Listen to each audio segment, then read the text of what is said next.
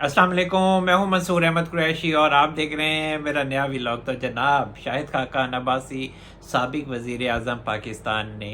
अहम बयान दिया है और उनका ये कहना है कि सिर्फ मेरे जो लीडर हैं वो मियां मोहम्मद नवाज़ शरीफ साहब हैं। मियां मोहम्मद शहबाज शरीफ साहब और मरियम नवाज़ शरीफ साहिबा मेरी लीडर नहीं हैं। और मियां नवाज़ शरीफ साहब जब 21 अक्टूबर को पाकिस्तान आएंगे तो उस हवाले से मैंने इस्तकबाल करना है या नहीं करना वो मेरे हलके के अवाम फैसला करेंगे। एक सियासी बयान है, हालांकि फ़ैसला इंसान ने खुद ही करना होता है। बाकी मीडिया पे आने के लिए सिर्फ ये एक बयान दिया जाता है कि मेरे हलके के अवाम फैसला करेंगे। हर इंसान अपना मफाद देखता है। और अभी कुछ दिन पहले जो शाहिद खाकान अब्बासी साहब हैं उनकी मियां नवाज शरीफ साहब से लंदन में भी मुलाकात हुई थी। और हकीकत ये है कि शाहिद खाकान अब्बासी साहब मियां नवाज शरीफ साहब को नहीं छोड़ना चाहते और मियां नवाज शरीफ साहब भी शाहिद खाकान अब्बासी साहब को नहीं छोड़ना चाहते। बाकी सोशल मीडिया पर एक बहस जारी है और अक्सरियत का ये ख्याल है कि जो शाहिद खाकान अब्बासी साहब हैं उन्होंने एहसान फरामोशी की है, क्योंकि मियां नवाज शरीफ साहब ने उनको अपने जो लाहौर के जो हलके थे उनमें से एक सीट पर उन्हें इलेक्शन लड़वाया और शाहिद खाकान अब्बासी साहब उस पर जीते भी थे। वो गालबन जो सीट थी वो हमज़ा शहबाज शरीफ साहब की खाली की हुई थी, क्योंकि उन्होंने सूबाई असम्बली की सीट अपने पास रखी थी और कौमी असम्बली की सीट छोड़ दी थी। और शाहिद खाकान अब्बासी साहब इससे पहले इस्लामाबाद के हलके से और मरी का जो उनका आबाई हलका था वहाँ से खड़े हुए थे और दोनों पे वो हरवाए गए थे, क्योंकि वो खुद नहीं हारे थे। बहुत से लोगों का ये ख्याल है कि अब्बासी साहब हार गए थे। एक तो सदाकत अब्बासी साहब से वो हार गए थे और धांधली के तहत हरवाए गए थे। तो शाहिद खाकान अब्बासी साहब ने मज़ीद ये भी कहा है कि वो ट्रुथ कमीशन के हामी हैं और जब भी ट्रुथ कमीशन बनेगा, ट्रुथ कमीशन क्या है? ट्रुथ कमीशन का मतलब ये है कि 2017 के बाद जो इस मुल्क के साथ खिलवाड़ हुआ और जिस तरह से मुस्लिम लीग नून को दीवार के साथ लगाया गया और रिगिंग के तहत जैसे इमरान खान साहब को लाया गया और फिर जैसे जो साबिक आर्मी चीफ़ हैं कमर जावेद बाजवा साहब और इसके अलावा जो फैज़ हमीद साहब थे साबिक DGI उन्होंने अपना किरदार अदा किया, पॉलिटिकल इंजीनियरिंग की। तो उसके बाद जो धरने हुए और इमरान खान साहब ने जिस तरह से मुल्क को चलाया, बल्कि मुल्क की इकॉनमी को रगड़ कर रख दिया, तो इस पर कमीशन बनाया जाए तो उसे ट्रुथ कमीशन का नाम शाहिद खाकान अब्बासी साहब ने सजेस्ट किया है। और शाहिद खाकान अब्बासी साहब का ये कहना है कि वो पहले इंसान होंगे जो उसमें पेश होंगे और सच्चाई भी बताएंगे। और इसके अलावा जो शाहिद खाकान अब्बासी साहब हैं उनका ये कहना है कि जो नून लीग है उसको हुकूमत नहीं लेनी चाहिए थी। जब तहरीक अदम इत्मीद इमरान खान साहब के ख़िलाफ़ कामयाब हुई थी तो सीधे इलेक्शन की तरफ जाना चाहिए था। मेरा अपना पॉइंट ऑफ व्यू है तो मैं उसका रवादार हूँ कि मैं वो आपके सामने रखूँ। और इसके अलावा जो सदाकत अब्बासी साहब हैं जो उनके मुखालिफ उम्मीदवार थे, तो उनके हवाले से बड़ा शोर मचा कि जो सदाकत अब्बासी साहब हैं उन्होंने डॉन न्यूज़ को इंटरव्यू दिया है और डॉन ने बड़ी बहादुरी दिखाई है जी, और सहाफ़ती जो भी रूल्स थे उनका उन्होंने पास रखा है, एहतराम किया है और वो अपने मकसद में खड़े रहे हैं। तो आज फिर क्या हो गया? डॉन न्यूज़ ने क्यों फिर ऑन एयर कर दिया इंटरव्यू सदाकत अब्बासी साहब का? और सदाकत अब्बासी साहब भी रुपोश थे 9 मई के वाक़यात के बाद से, और उससे पहले इमरान खान साहब की भरपूर हिमायत करते थे। उनके पास कोई लॉजिक कोई नहीं होती थी, शोर ज़्यादा मचाते थे, बातें कम करते थे और कोई लॉजिकल जवाब नहीं वो दे पाते थे। तो इसी वजह से जो सदाकत अब्बासी साहब हैं उन्होंने अपने इंटरव्यू में ये इंकशाफ किया कि वो गिलगित बल्तिस्तान चले गए थे और ये भी उन्होंने बताया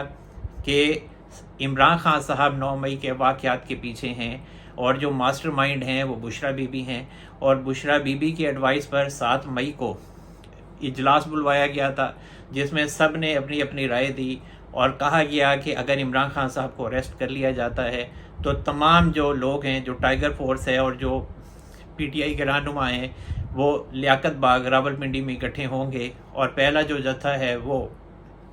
جو میٹرو اسٹیشن ہے اس پر اٹیک کرے گا۔ اور جب وہاں پہ پہلا جتھا پہنچا تو پولیس نے ان پر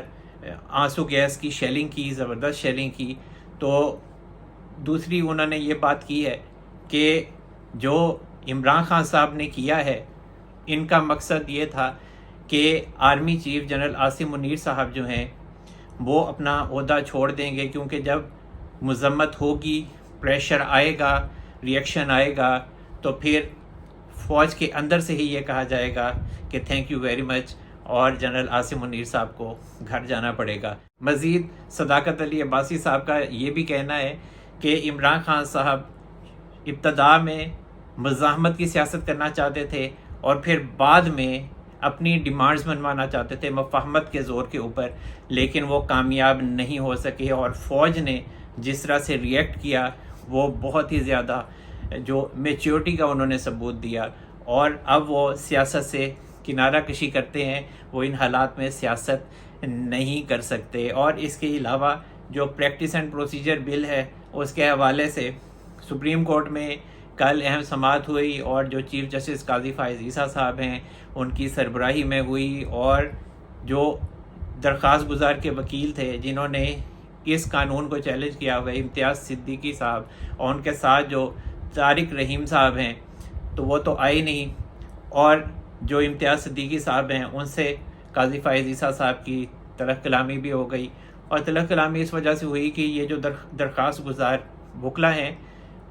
ان کے پاس کوئی لاجک نہیں ہے، وہ ادھر ادھر کی بات کر رہے ہیں، جبکہ جو چیف جسٹس قاضی فائز عیسیٰ صاحب ہیں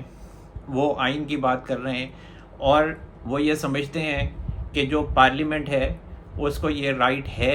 رائٹ تھا کہ وہ پریکٹس اینڈ پروسیجر بل بنا سکے، لیکن جو بندیال صاحب ہیں سابق چیف جسٹس آف پاکستان، انہوں نے اس سے پہلے ہی اس پر سٹے کر دیا تھا۔ تو اس کے بعد جو اس میں ایک شک تھی بینچز بنانے کے حوالے سے، اور وہ شک یہ تھی کہ جو 3 سینئر ججز ہوں گے جن میں چیف جسٹس بھی شامل ہوں گے پریکٹس اینڈ پروسیجر بل کے تحت، تو وہ آئندہ بینچز بنانے کا انہیں اختیار ہوگا، اور وہی فیصلہ کریں گے کہ کون سے کیس میں کون سا بینچ بننا ہے، کون سے ججز کو رکھنا ہے۔ تو اس پر سے تو انہوں نے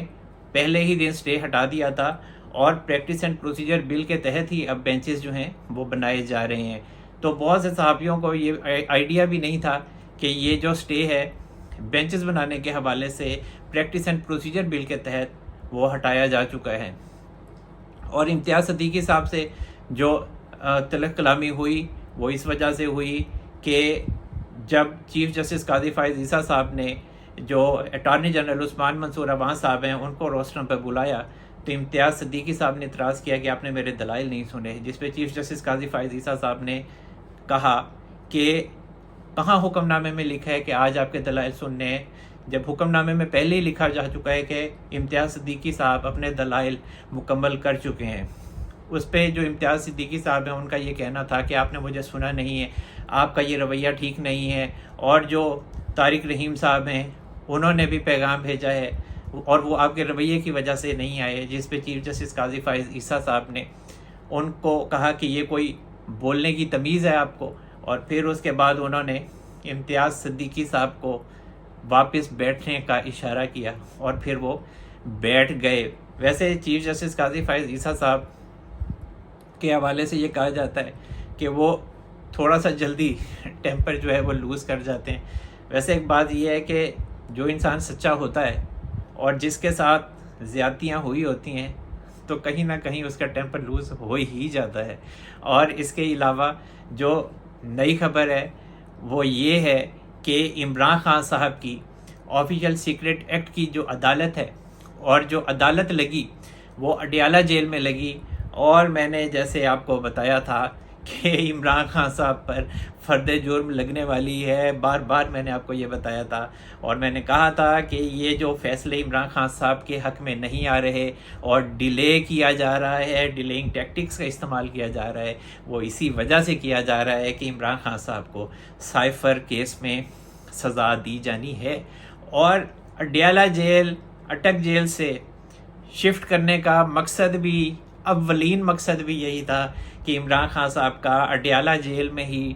ٹرائل کیا جائے گا، چاہے وہ سائفر کا ہو یا پھر 9 مئی کے واقعات کے حوالے سے ہو۔ 9 مئی کے واقعات کے حوالے سے جو ملٹری کورٹ کی کارروائی ہے وہ اس کے بعد ہوگی، لیکن ابھی سائفر میں عمران خان صاحب کو مکمل طور پر پیک کر دیا گیا ہے، اور آفیشل سیکرٹ ایکٹ کی جو عدالت اڈیالہ جیل میں لگی، وہاں پر عدالتی جو روم تھا اس کے ساتھ ایک جالیوں والا کمرہ تھا جہاں پر عمران خان صاحب کو اور شاہ محمود قریشی صاحب کو پیش کیا گیا، اور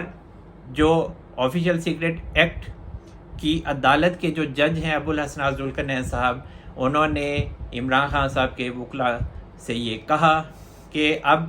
ٹرائل شروع کرنے کا وقت ہوا چاہتا ہے، اور ہم آپ کو جو چالان کی نقول ہیں وہ دینا چاہتے ہیں، جن میں نعیم حیدر پنجوتا صاحب تھے، اس کے علاوہ شیر افضل مروت صاحب تھے اور سلمان صفدر صاحب تھے۔ تو انہوں نے جو نقول تھیں چالان کی ان کو لینے سے انکار کیا، اور انہوں نے یہ موقف پیش کیا کہ جی اسلام آباد ہائی کورٹ میں ہماری درخواستیں لگی ہوئی ہیں، ایک تو وہ ان کیمرہ سماعت کے حوالے سے اور ایک اوپن ٹرائل کے حوالے سے ہے کہ جیل میں سماعت نہیں ہونی چاہیے، اور اس کے علاوہ جو جج صاحب ہیں ابوالحسن ذوالقرنین صاحب، ان کے حوالے سے بھی ہے کہ وہ یہ کیس نہیں سن سکتے۔ تو اس پہ جو عامر فاروق صاحب ہیں اسلام آباد ہائی کورٹ کے چیف جسٹس، انہوں نے فیصلہ نہیں سنایا، انہوں نے بھی بس 2-3 دن کا کہہ دیا کہ میں نے فیصلہ محفوظ کیا، میں سنا دوں گا جلدی آپ لوگوں کو۔ حالانکہ جو عمران خان صاحب کے وکلاء ہیں انہوں نے چیف جسٹس عامر فاروق صاحب کے کیے گئے محفوظ فیصلے کے اوپر بھی متفرق درخواست دی کہ آپ جلدی فیصلہ کر دیں، کیونکہ وہاں پر آفیشل سیکرٹ ایکٹ کی عدالت میں تو ٹرائل شروع ہونے جا رہا ہے۔ تو عامر فاروق صاحب نے حامی تو بھر لی کہ میں جی 2 سے 3 دن میں سنا دوں گا، لیکن سنایا نہیں ہے، انہوں نے آج تک نہیں سنایا۔ تو جو ابوالحسن ذوالقرنین صاحب ہیں ان کا یہ کہنا تھا کہ کارروائی نہیں روکی جا سکتی، اگر آپ کے پاس کوئی اسٹے کا آرڈر ہے اسلام آباد ہائی کورٹ کے چیف جسٹس عامر فاروق صاحب کی طرف سے تو لائن دکھائیں، پھر ہم کارروائی روک دیتے ہیں۔ جس پہ فیصلے کے اوپر جو بات کی گئی ابوالحسن ذوالقرنین صاحب کی طرف سے، اس کا کوئی جواب نہیں تھا عمران خان صاحب کے وکلاء کے پاس۔ کیسے ہوتا ہے جب فیصلہ آیا ہی نہیں؟ اور عمران خان صاحب نے بھی اعتراض کیا کہ میرا جو سیل ہے وہ بہت چھوٹا ہے، اور اٹک جیل میں سیل بڑا تھا، یہاں پر چہل قدمی بھی نہیں ہو پاتی، اور اس کے علاوہ جو عمران خان صاحب کے وکلاء ہیں ان کا یہ کہنا تھا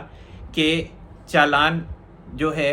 اس کی جو نقول ہیں وہ عمران خان صاحب کو نہ پیش کی جائیں، نہ شاہ محمود قریشی صاحب کو پیش کی جائیں۔ شاہ محمود قریشی صاحب سے بھی ان کی طبیعت پوچھی گئی تو شاہ محمود قریشی صاحب کا یہ کہنا تھا کہ کچھ دن میری کمر میں درد رہا، میں نے گدے کی درخواست کی تھی، وہ مجھے پرووائڈ کر دیا گیا ہے، اور مجھے کچھ نہیں کہنا۔ اور ابوالحسن ذوالقرنین صاحب نے پھر بھی عمران خان صاحب کے وکلاء کے جو انہوں نے خان صاحب کے کان میں خسر پھسر کی کہ چالان کی جو نقول ہیں وہ آپ نہ لیں، اس کے باوجود بھی عمران خان صاحب کو ابوالحسن ذوالقرنین صاحب کی طرف سے اور شاہ محمود قریشی صاحب کو جو چالان کی نقول ہیں وہ تھما دی گئیں، اور مقصد یہی تھا کہ عمران خان صاحب کا اور شاہ محمود قریشی صاحب کا جو سائفر کیس میں ٹرائل ہونا ہے وہ شروع کیا جائے۔ اور میں نے آپ کو جیسا کہ بتایا تھا کہ عمران خان صاحب کے خلاف اور شاہ محمود قریشی صاحب کے خلاف جلد ہی فرد جرم عائد کر دی جائے گی، تو 7 اکتوبر کی تاریخ رکھی گئی ہے عمران خان صاحب اور شاہ محمود قریشی صاحب کے خلاف فرد جرم عائد کرنے کی۔ تو 7 اکتوبر کو اگر فرد جرم عائد ہو جاتی ہے تو پھر 21 اکتوبر کو میاں نواز شریف صاحب آئیں گے، تو تقریباً آپ کہہ سکتے ہیں کہ 1 مہینے کے اندر نومبر کے پہلے ہفتے میں عمران خان صاحب کو سائفر کیس میں سزا سنا دی جائے گی۔ تو عمران خان صاحب کے لیے آنے والا جو وقت ہے وہ کسی صورت بھی آسان نہیں ہے، اور نہ ان کے لیے کوئی معافی ہے۔ بہت سے لوگ یہ بات کرتے ہیں کہ کوئی پیچھے بیک چینل پہ کوئی ڈیل کی بات ہو رہی ہے، کوئی ڈیل کی بات نہیں ہو رہی، ایک نئے سرے سے ایک خبر چھوڑی گئی ہے، لیکن ابھی فی الحال کوئی چانس نہیں ہے کہ عمران خان صاحب کو یہ باہر بھیجیں گے، یہ صرف جیل میں ہی بھیجا جائے گا عمران خان صاحب کو۔ اور اس کے علاوہ جو تقسیم کار کمپنیاں ہیں ان کے حوالے سے اہم خبر سامنے آئی ہے، اور حکومت نے یہ فیصلہ کیا ہے کہ جو ڈسٹریبیوشن کمپنیز ہیں بجلی کی، ان کے جو افسران ہیں جن کو فری یونٹ دیے جا رہے ہیں، ان سے فری یونٹ لے لیے جائیں اور ان کو حکومت جو ہے وہ پیسے دے دے۔ یہ بھی ویسے زیادتی والی بات ہے کہ یونٹ واپس لے کر حکومت ہی ان ڈسٹریبیوشن کمپنیز کے آفیسرز کو پیسے دے رہی ہے کہ آپ یہ پیسے رکھیں الگ سے اور یونٹ کی پرائس دیں۔ اب تقریباً گریڈ 17 کے جو افسران ہیں وہ 450 بجلی کے یونٹ استعمال کرتے تھے، ان کو 15,000 روپے دیے جا رہے ہیں۔ اس کے علاوہ جو 18 گریڈ کے تھے وہ 550 یونٹ استعمال کرتے تھے 550، ان کو 21,000 روپے دیے جا رہے ہیں۔ اس کے علاوہ تقریباً جو 19 گریڈ کے تھے وہ تقریباً 700 یونٹ استعمال کر رہے تھے، ان کو 30,000 روپے دیے جا رہے ہیں۔ اس کے علاوہ جو گریڈ 20 کے آفیسر تھے وہ تقریباً 880 یونٹ استعمال کر رہے تھے، ان کو 35,000 روپے کے 36,000 روپے دیے جا رہے ہیں۔ تو زیادتی والی بات ہے، اور کہنے کا مطلب یہ ہے کہ جو وزارت خزانہ ہے اس کے مطابق اگر ان سے بجلی کے یونٹ واپس لیے جاتے ہیں فری یونٹ، تو پھر پاکستان کو 6 ارب سالانہ بچت ہوگی۔ تو آپ ان کو اپنی جیب سے کیوں نہیں بھرنے دیتے بل؟ عوام بھی تو اپنی جیب سے بھرتے ہیں، تو کان کو ادھر سے نہیں تو ادھر سے پکڑ لیں۔ تو بات تو وہیں کی وہیں ہے، کوئی تھوڑی بہت بچت ہو جائے گی ٹھیک ہے، لیکن اس طریقے کا رویہ اختیار کرنا سراسر نامناسب ہے۔ تو جناب اب تک کے لیے اتنا ہی۔ اللہ تعالی ہم سب پر اپنا رحم و کرم فرمائے۔ منصور احمد قریشی کو اجازت دیجیے، اپنا بہت سارا خیال رکھیے گا۔ اللہ حافظ۔